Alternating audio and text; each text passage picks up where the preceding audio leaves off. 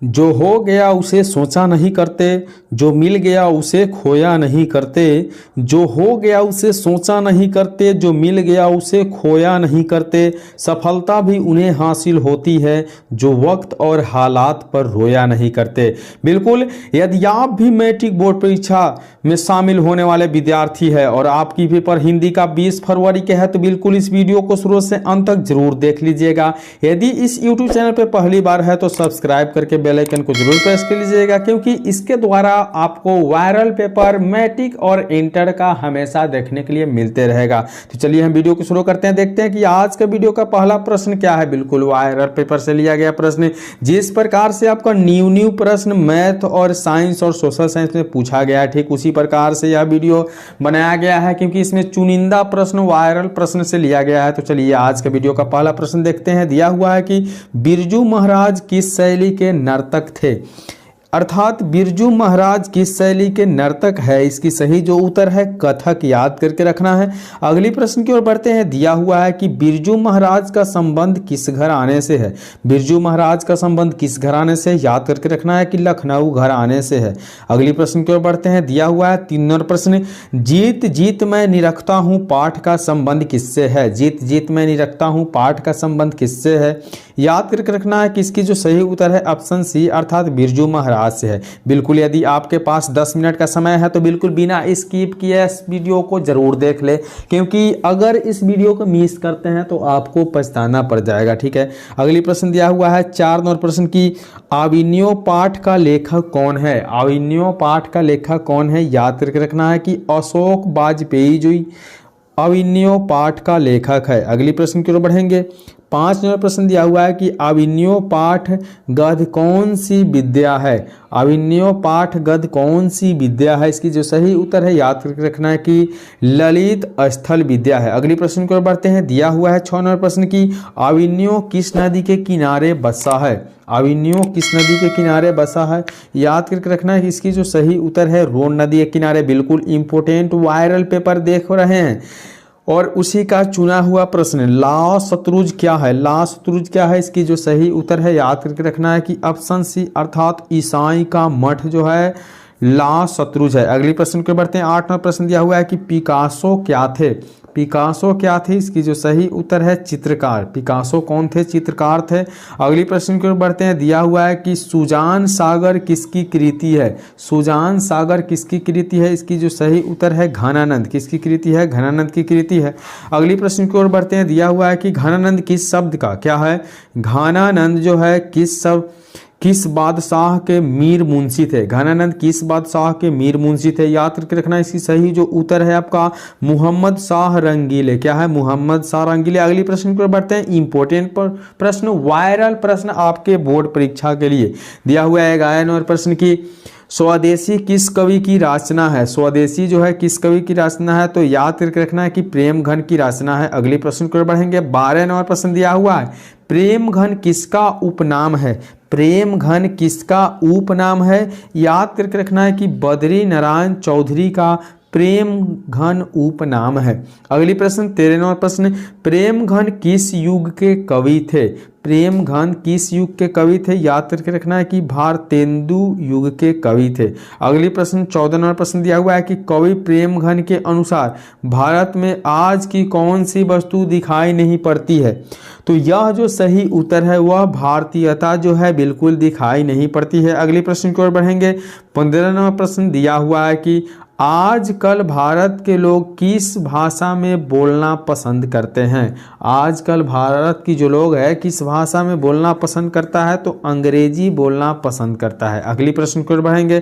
16 number प्रश्न दिया हुआ है कि रसखान ने प्रेम ऐनी किसे कहा है। रसखान ने प्रेम ऐनी किसे कहा है, याद करके रखना है कि राधा को कहा है। किसे कहा है, राधा को। अगली प्रश्न बिल्कुल वायरल प्रश्न, चुनिंदा प्रश्न आपके बोर्ड परीक्षा के लिए, तो बिल्कुल बिना स्किप किए देखना है। रसखान के चितचोर कौन है। रसखान के चितचोर कौन है, याद करके रखना है कि कृष्ण, श्री कृष्ण जी रसखान के जो है चितचोर है। अगली प्रश्न दिया हुआ है कि रसखान ब्रज के वन बागों पर क्या न्योछावर गिरने को तैयार है।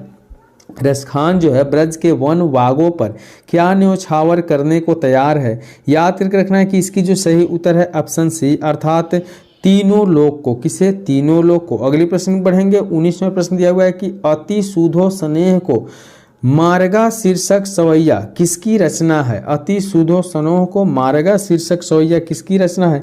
इसकी जो सही उत्तर है ऑप्शन बी अर्थात घनानंद की रचना। अगली प्रश्न दिया हुआ है कि घनानंद किस काल के कवि थे। याद करके रखना है कि इसकी जो सही उत्तर है रीति काल के कवि घनानंद थे। अगली प्रश्न की ओर बढ़ते हैं। दिया हुआ है कि घनानंद किस भाषा के कवि थे।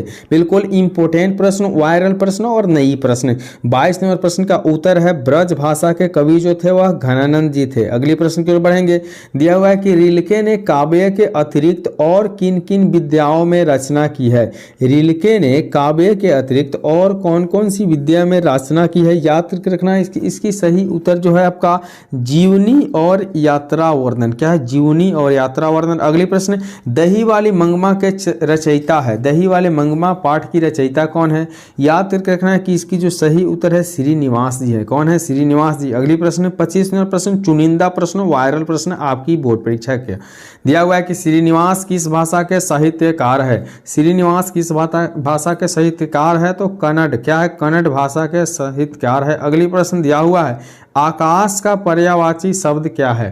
आकाश का पर्यायवाची शब्द जो है आपका व्योम होता है। क्या होता है? व्योम होता है।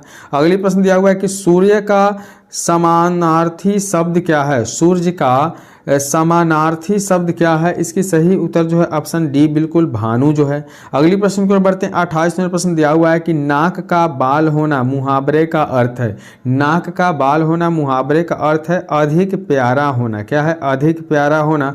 अगली प्रश्न सिर उठाना मुहावरे का सही अर्थ क्या है। सिर उठाना मुहावरे का सही अर्थ क्या है। इसकी जो सही उत्तर है विरोध में खड़ा होना। क्या है? विरोध में खड़ा होना। अगली प्रश्न 30 नंबर प्रश्न दिया हुआ है कि कपटी मित्र किस मुहावरे का अर्थ है। कपटी मित्र जो है किस मुहावरे का अर्थ है। याद करके रखना है कि इसकी जो सही उत्तर है आपका आस्तीन का सांप। किसकी? आस्तीन का सांप। अगली प्रश्न दिया हुआ है कि गोबर गणेश होना मुहावरे का सही अर्थ कौन सा है। गोबर गणेश होना मुहावरे का सही अर्थ है मूर्ख होना। क्या है? मूर्ख हो जाना। अगली प्रश्न 32 नंबर प्रश्न दिया हुआ है कि टन बोल जाना मुहावरे का निम्नलिखित में से कौन सा सही अर्थ है।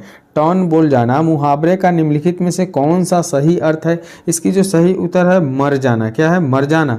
अगली प्रश्न को बढ़ेंगे। दिया हुआ है कि अपना उल्लू सीधा करना मुहावरे का सही अर्थ क्या है। अपना उल्लू सीधा करना मुहावरे का सही अर्थ क्या है। इसकी सही अर्थ है अपना काम निकालना। क्या है? अपना काम निकालना। अगली प्रश्न 34 नंबर प्रश्न दिया हुआ है कि टोपी बदलना मुहावरे का सही अर्थ क्या है। टोपी बदलना मुहावरे का सही अर्थ है आपका दल बदलना। क्या है? दल बदलना। अगली प्रश्न नेक्स्ट प्रश्न इंपॉर्टेंट प्रश्न आपके बोर्ड परीक्षा के लिए बिल्कुल वायरल पेपर से लिया गया प्रश्न दिया हुआ है कि मक्खन लगाना मुहावरे का सही अर्थ क्या है। मक्खन लगाना मुहावरे का सही अर्थ क्या है। बिल्कुल याद करके रखना है कि इसकी जो सही उत्तर है आपका ऑप्शन सी अर्थात खुशामद करना। क्या है? खुशामद करना। अगली प्रश्न दिया हुआ है कि वीर गति पाना मुहावरे का अर्थ क्या है। वीर गति पाना मुहावरे का सही अर्थ जो है युद्ध भूमि में मर जाना। क्या है? युद्ध भूमि में मर जाना। अगली प्रश्न दिया हुआ है कि सिर पर भूत सवार होना का सही अर्थ क्या है। सिर पर भूत सवार होना के सही अर्थ क्या है। इसकी सही अर्थ है आपका धून सवार होना। क्या है? धून सवार होना। अगली प्रश्न 38 नंबर प्रश्न दिया हुआ है कि कान देना मुहावरे के 4 अर्थ दिए गए हैं। इनमें से जो अर्थ सबसे अधिक सही हो उसे आपको लिखना है। याद करके रखना है कि ध्यान देना सबसे अधिक है। क्या? ध्यान देना सबसे अधिक है। अगली प्रश्न दिया हुआ है कि धोबी का कूता न घर के न घाट का कहावत का सही अर्थ क्या है। तो धोबी का कूता न घर का न घाट का, इसका कहावत का सही अर्थ जो है याद करके रखना है कहीं ठौर ठिकाना न होना।